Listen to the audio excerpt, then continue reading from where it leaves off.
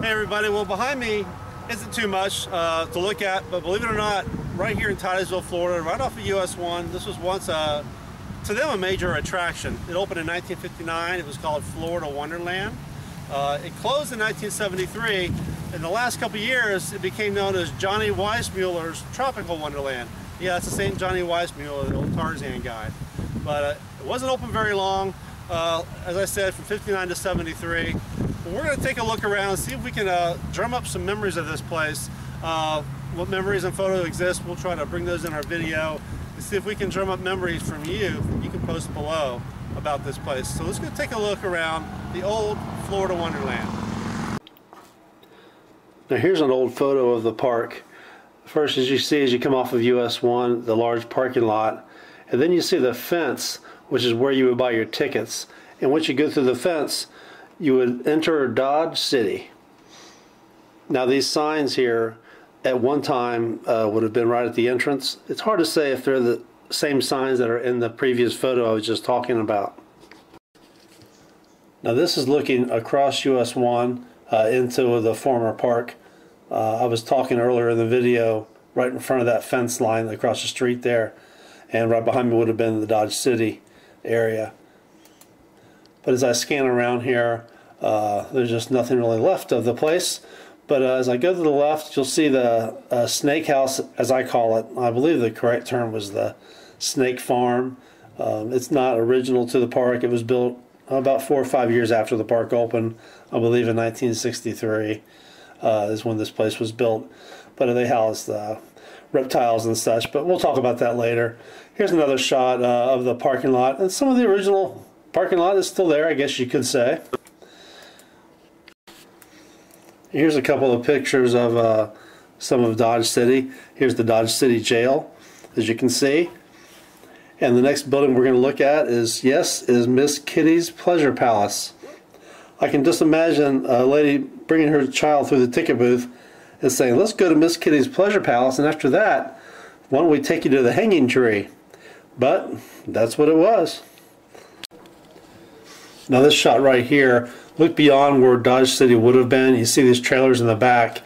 That would have been more of the amusement park area where they would have had some rides, probably some other games for smaller children, probably food area. That would have been back in the back where you're looking at. Now this shot right here, this is actually what was called Front Street. The Front Street was what ran in front of Dodge City. And that was the name of the road, Front Street. Now this would have been inside the park. And just to the west of the snake house, this area right in here, as Walter's approaching it, would have been what they called Monkey Island. According to the brochure, it was right in this area. There is a canal in front of me here. We'll take a look at those in a few minutes. But anyway, Monkey Island, as far as I've read and researched, was right in this area. Now it may have been where all the boats went around. Maybe Monkey Island was encompassed in the entire area.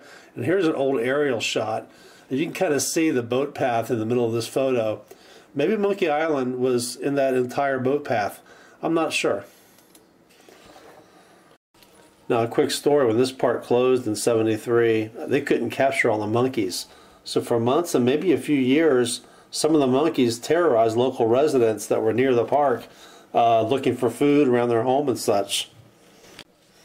Well, as you see these couple of photos of the train that took people on tour around the park, I really enjoyed looking at these canals and just walking around, and just imagine how many people were on these boats taking photos and looking at the monkeys and such all around the park. And it's just kind of amazing, really, when you think about it. As we walk around, just looking around, scanning the area, thinking how many people were running around here and enjoying themselves over the years. It's just amazing how desolate it is now. And you just can't even imagine it was any kind of an amusement park at all. It's really amazing.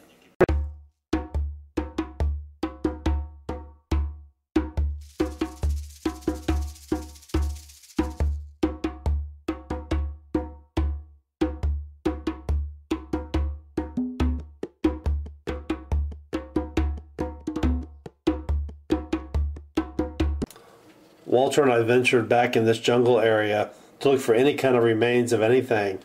And let me tell you, there's nothing back there but swamp, snakes, spiders, spider webs, all kinds of strange looking insects. So don't bother going back there.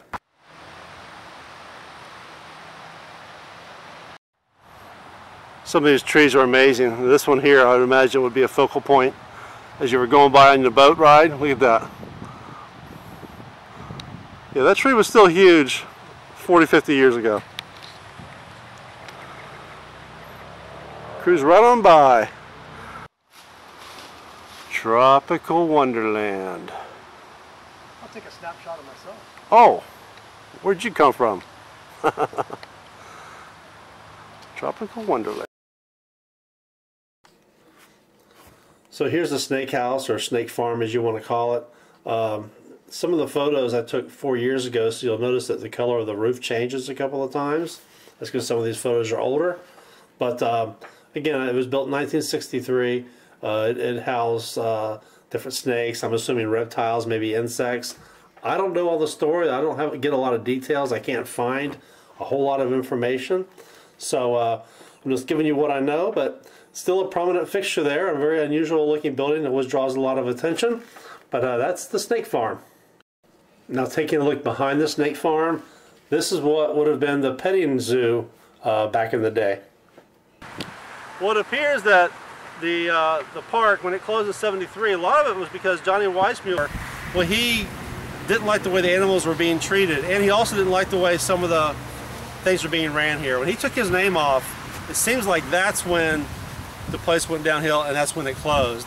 Now, Ben Whitehurst, he owned the place, and he claimed a lot of it was due to the lack of tourism. A lot of the gas prices were going crazy there in '73 or whatever. I personally think it was more than that. If you look at 1959 when it opened, well, the Space Center was going crazy. The Space Center, the VAB building, the Vehicle Assembly Building of NASA, is directly across the river from here. And you can take a good look at it, and it is straight across from where I'm standing right now.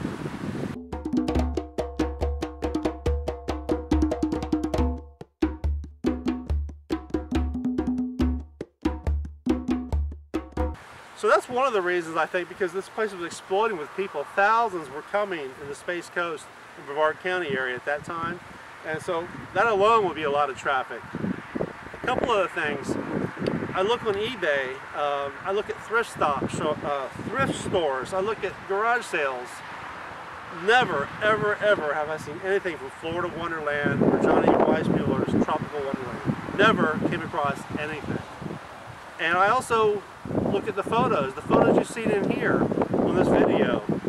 Those were all either taken as brochures, or those were either taken by someone who worked here. I mean, you did see the car parked next to the Dodge City Jail, right? So I've seen no photos or video from anyone that visited here as a tourist and took pictures or video. I just haven't seen any. So that tells me the place never made money from the beginning. That's just my personal opinion. I could be completely wrong. That's kind of why I see it went down so quickly, only what, 14 years in existence. So anyway, if you have any memories or thoughts, or hey, pictures or video, we want to see them from this place. Post them. Post your thoughts below. I've seen people that say they really enjoy being here, never produced a picture. So show us those things. Show me those things. And anyway, thanks for watching. And so long from Florida Wonderland forever.